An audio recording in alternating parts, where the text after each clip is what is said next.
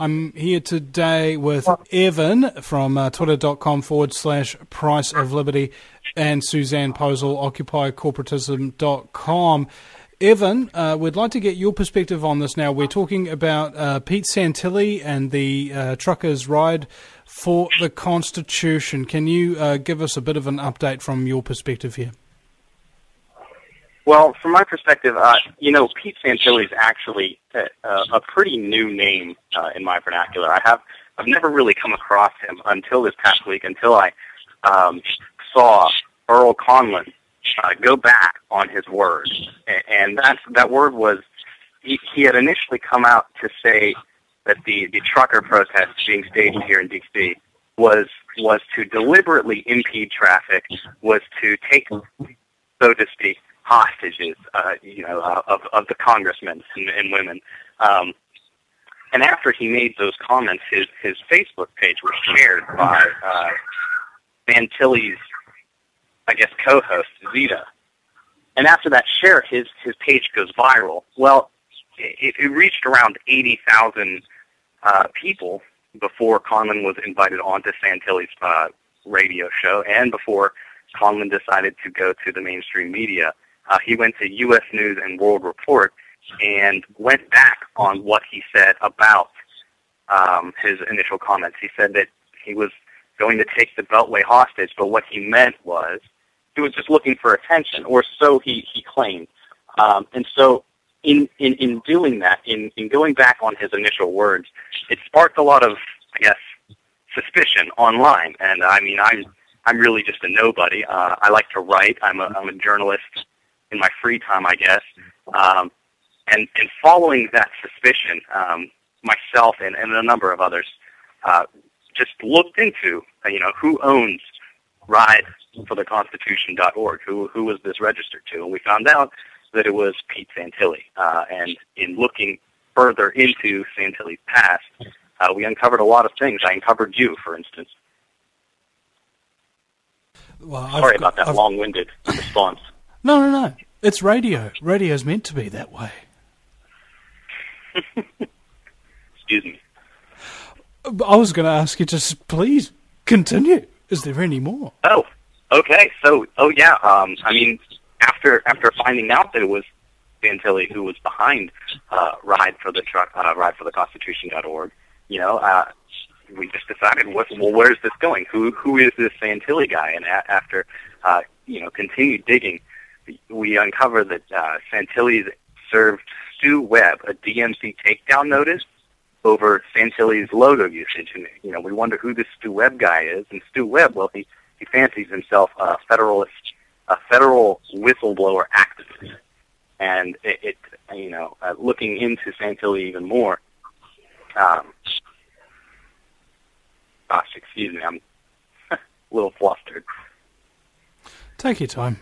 There's no worries here. Basically, you're talking to people who have been destroyed and attacked and been through the ringworks because specifically of Pete Santilli, and we're just here to share your story with your fellow Americans, essentially. Oh, well, I really appreciate the soapbox opportunity, and I've been listening in on your radio show once I discovered you, once I found out who Vinny Eastwood was, once I found out, for example, what guerrilla media is. I learned that Pete Santilli owns a Guerrilla Media Network, but it wasn't, where did Guerrilla Media Network come from? We were seeing that Pete also was a lawyer in California, that he had his name registered to 9 different addresses during his time in California. He claims that he's a former U.S. Marine. Is he? We found a listing of him in the U.S. Marines between 1983 and 1988. But is it true? Is Santilli the guy who he says he is? Well, Suzanne, you can actually shed some light on that. He was, in fact, a Marine for a short period of time for the minimum length of service. Correct. And as soon as he got out, he cashed in his GI Bill. He enrolled in school in order to do so, and then dropped out 6 months later. He's had businesses with that have frauded people. Santilli and Associates is one of them. He's actually signed up as a broker when he's supposed to be a consumer advocate, and that's according to documents on the Secretary of State website where everything is filed. Yeah, and that's a direct conflict of interest, might I add. Well, yes. What he was doing with Santilli and Associates was he was purchasing homes on a blacklisted MLS market, and because he knew a gentleman who was managing a bank. And so he did this fix them and flip scheme in the state of California. That's why he had 9 addresses under his own name. One of those he ended up being repossessed, and there was a breaking and entering situation where he ended up being arrested and in jail for 19 days. I saw that. You know, is his arrest, is there still a warrant out for his arrest in Cobb County? I believe so. The judgment still stands, and it is outstanding. And he just skipped town. He didn't stick around for them to find him or find out. Oh. Of course he didn't. He even had a landscaping business with his father where he frauded people out of, I think it was $2,500. It's a small amount, but still, I mean, yeah. But he's got that was another record that I had managed to pick up on, and that was part of how I discovered more about Santilli's past. You know, I looked up his name on the public record and saw around, I think it was 6 or 7 different cases involving Santilli. You know, either as a plaintiff or as the defendant, and most of them were cases as you just mentioned. Yes, yeah, and so you know, he admits to being pulled over for traffic tickets, but he doesn't mention the fist fight he got into with the fire marshal, or the breaking and entering charge, or how he defrauded this company that supplies for his fix 'em and flip 'em in Marietta, Georgia. He never talks about that. No, and I don't think. And anytime that, I mean, that's part of where all of this animosity is coming from now, especially with Dana as she's been involved, or in as much as she's been involved so far. I guess just sharing that article. That's, I guess, where all of this is coming from. It is that sort of misportrayal of himself. Anytime somebody has called him out on any of these things, especially on his live chat. Nobody's managed to get him on the telephone. Anytime any of us have called in, and when I say us, I really just mean, you know, just an anonymous cabal of internet users. But nobody has really. It's not nearly as sinister as it sounds. It's just 4chan, really.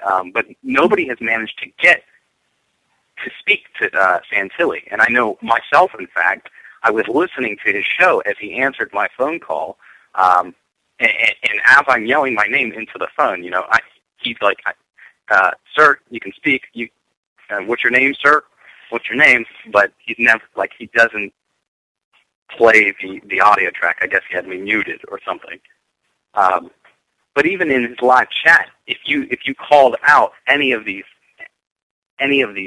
instances, these cases, for example, even if you link to an actual image of the public record, he banned you instantly. There's no discussion about it. Absolutely. But the sad thing is what you mentioned before. You know, people gave of their hard-earned money because they wanted to make sure the truckers had fuel. There was a fund started, and now the money is gone. And that is money that people gave that doesn't belong to him. And that's not fair. And it shouldn't be allowed to stand. Absolutely. And it's any question of where that money is or who's handling it has been deflected, really. And now with this claim that Zita's entire series of accounts have been hacked, her Facebook, her account for ridefortheconstitution.org, I didn't realize you could sign up for that, and her PayPal merchant account, all hacked. It's just, I mean, it sounds really convenient. Yes, yeah, and I saw that. And Obama, he's blaming Obama too. Yeah, and all of the hackers. I mean, there's always the whole hacking community. Yeah, every one of the members of Anonymous worldwide got together in one moment and took that man down. I mean, this is like a 9/11 conspiracy theory from the government side, except it's a scumbag doing it. Oh, wait, hold on a second. What's the difference again? It's an Adam Sandler movie plot.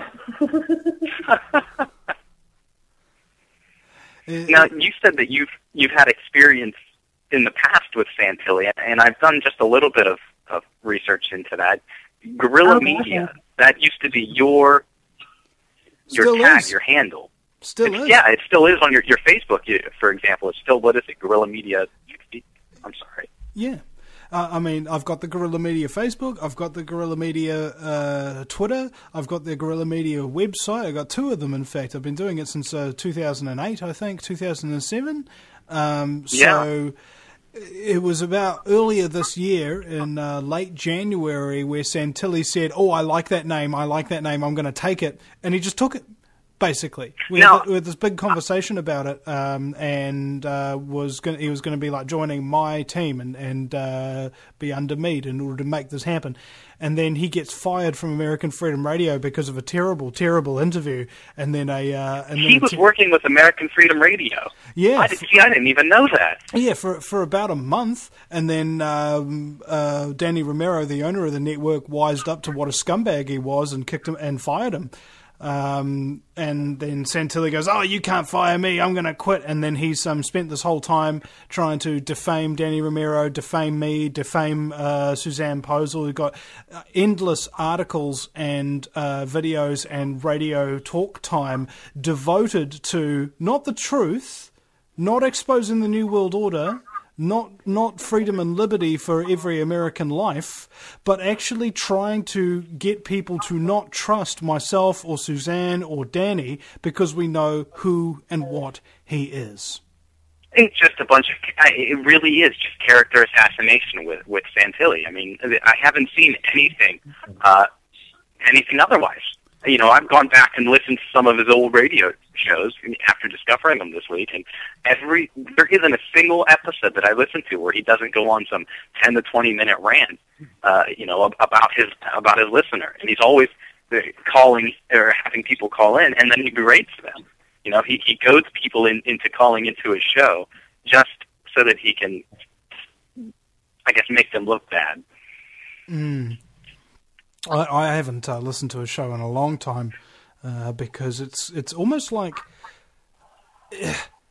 it's more pleasurable to the ears to have a power drill in them, essentially.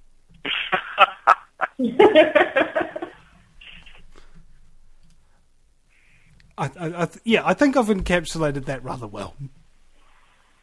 Yes, it's very hard. I haven't listened to him either, and he destroyed my website.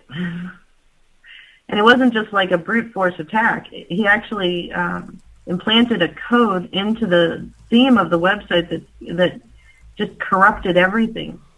And I had written about... And this website was Occupy Corporatism? Yes, he destroyed it. And I lost all my advertisers. I lost my at least half of my audience. And all of my articles that had been out there, 1,200 articles, at least like 65% of them were viral. 404 errors all over the internet because they literally had to put in a blank theme and put the website back together, and I had to put in articles by hand. Oh, wow. There was no way to salvage it. It was like it melted. What did he do? And when was this? Why did he do that? They tracked the IP back to him, didn't you, Suzanne? Yes. I had to get my website's on a private server, on a cloud server now. So I have to pay a lot of money because even when they moved my hosting from 1&1 to the server, it was still being hacked.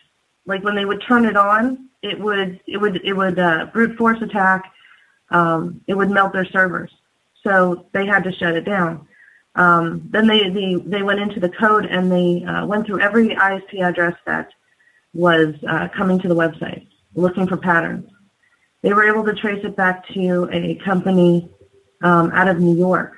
And this company happens to be owned by Tommy the Train Wreck. And that is a good friend of Pete Santilli. And Tommy the Train Wreck.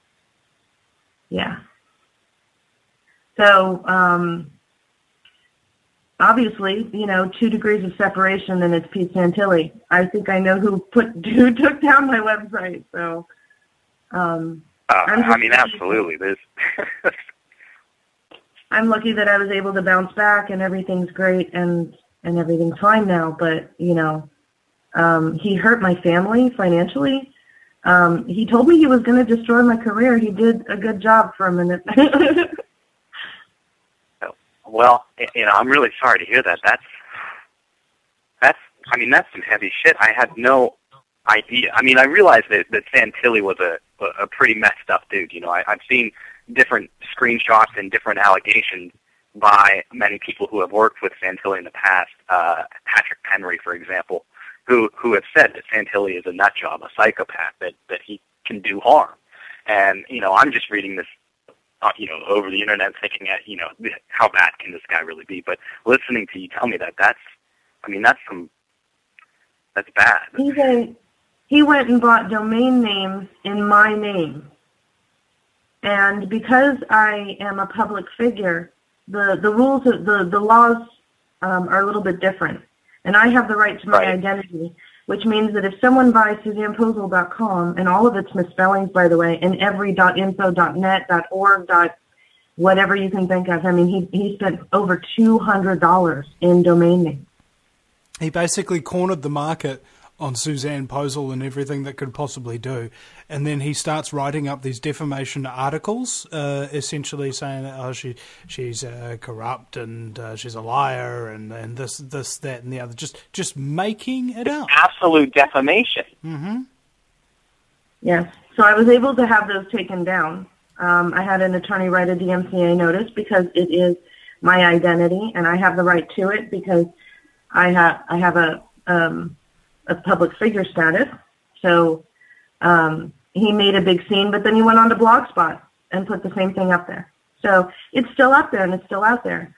And he gets to have that. And all I did was tell the truth after I found out that Vinny Easterwood, he edged Vinny out of this agreement that the three of us were on phone calls. And I asked Susanna Cole one day, Santilli's co-host, why we hadn't spoken to Vinny in a week. And she said, well, he abandoned the project. He wasn't interested anymore. I said, his own idea, and he's abandoned? I don't think so. So I called Vinny and said, what's up? What? Oh, yeah. He would just suddenly lose interest in that. I was going to mention it earlier, Vinny. I found a video uploaded by Santilli from November 2012, where he at least admits that you are Mr. Guerrilla Media. Yeah, he exactly. says it outright in the video description. Yeah, that's the thing. We did hours and hours of conversations, hours and hours of organising, and there were a lot of ideas of how to make guerrilla media work as a multimedia, multinational platform for people to get the word out. And he stole pretty much every single one of my brilliant ideas and incorporated it into a leaning tower of crap. And he loaded it up with the exact opposite type of people that we wanted. That, it really is behavior like that that has a lot of, I would say, conspiracy theorists. I would fashion myself as a conspiracy theorist from time to time. But it's movements like that are really red flags. Why does somebody go through all of that effort, especially to shut down Susan as much as he did? Going so far as to buy all of it, to corner the market on your name and image, and to defame you that way. Who has the resources to expend on this? Yeah, every couple of months or so, I'll Google Vinny Eastwood, Pete Santilli, and I'll find another different article that I hadn't seen before of him defaming me and defaming Suzanne. It's freaking relentless. The guy's a parasite of the soul. Relevant. He spoofed my email and sent out letters to people that I knew, people who I had had as guests on my show, people that I had business relationships with or working relationships, with other radio hosts and other journalists. And the only reason why I found out is because he sent it out on a mass mailing list, and because he spoofed my email, he accidentally sent it to my actual email. And when I checked with One-in-One Hosting, I called One-in-One Hosting, and I asked them to check where this email originated from, because I couldn't find it when I went to the backside servers to check my actual domain email. It wasn't there. And they confirmed in an email, and I still have it, that it did not originate from our servers. And here is what happened. It's called spoofing. And here's the IP address of where it came from. And it happened to be the same New York company that is owned by Tommy the Train Wreck. Spooking? What happens when it's spoofed? What they do is, and this is very easy software. My husband looked it up after this happened. You can go to any anonymous site and download the software. And what it does is it makes it look like an email address. Like mine was admin@occupycorporatism.com. And this person will make it appear that the email is originating from admin@occupycorporatism.com when it's really originating from them. And so when it goes out to the recipient, it doesn't look like it came from anywhere but what it says. Like when you get an email from your friend and it says, oh, it's an email from Bob. That kind of thing. It sort of translates that to, oh, it's an email from admin@occupycorporatism.com, and you don't double check. So it makes you think that it's somebody else who it isn't. Right. So he told all of these people that I hated them, that I wanted to hurt them, and that I wanted to hurt Pete Santilli, and all these horrible things. And I did have a quick question. Vinny, are you broadcasting this live now, or are you going to upload this later? I'm recording it. The last recording we did was about 10 minutes long, this one, and that took about maybe 7 minutes for me to get uploaded and posted. So as soon as we're off this call, it'll be uploaded as soon as possible. Okay, I mean, that's fine. I'm just curious because, I've got a whole bunch of people. They can wait. It's not really that big of a deal. But, people are... It is a really big deal for us, dying to hear what you guys have to say.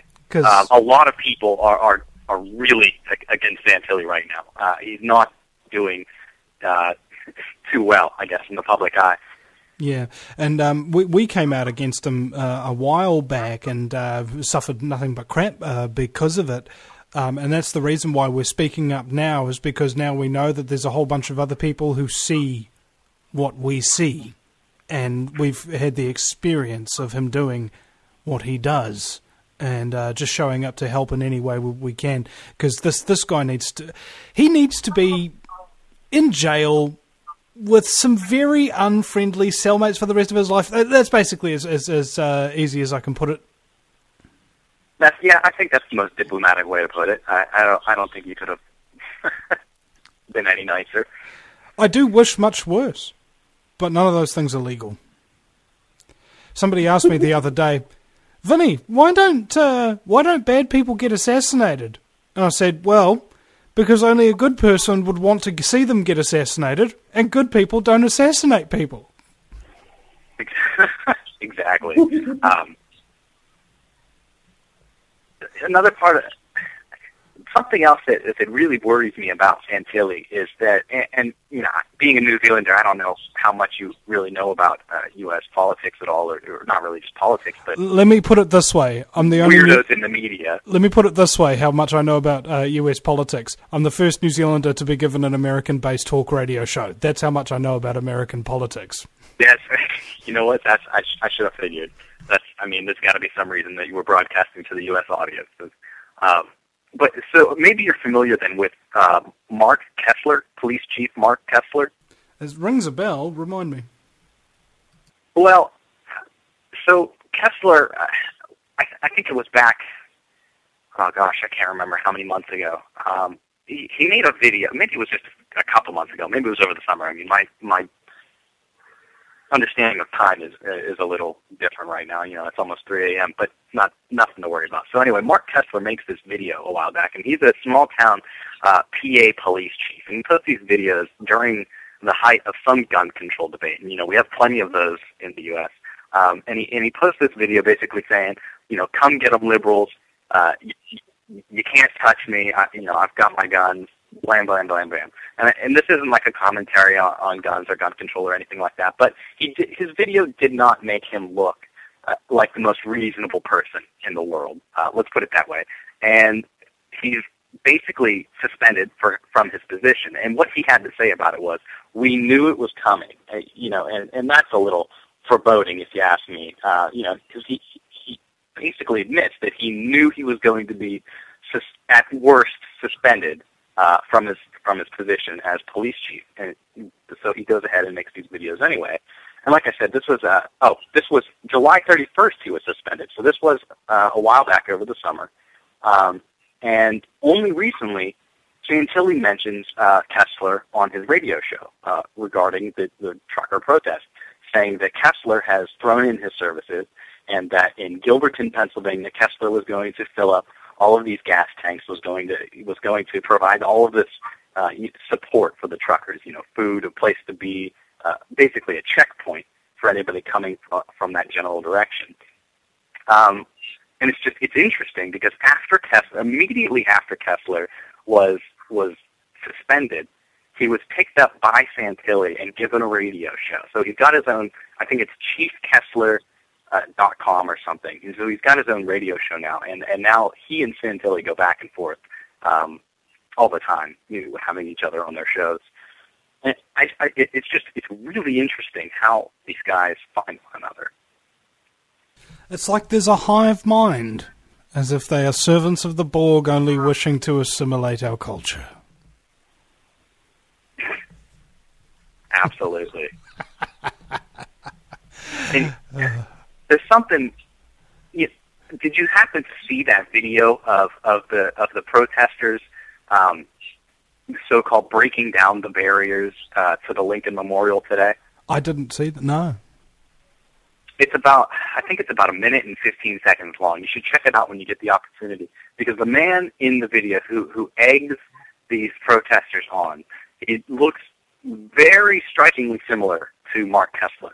There's a side profile picture of Kessler on his website, and you can see he's bald. He's got a round out face, I'll say, and he likes his sunglasses. Well, the man in the video they look very similar. So for somebody who's supposed to be in Gilberton, Pennsylvania, helping out truckers, you got to wonder, if that's him, what is he doing in D.C., and why is he doting on all of these veterans? Because now Santilli has been talking about how the trucker movement is now Truckers for Veterans. What Santilli does... reimagining his movement. His movement, I call it. Really Earl's movement, but, Yeah, well, this is what Santilli does. He's kind of like God in the way that he takes things and makes them in his own image. And he really is an egomaniac in that sense. Oh, yeah.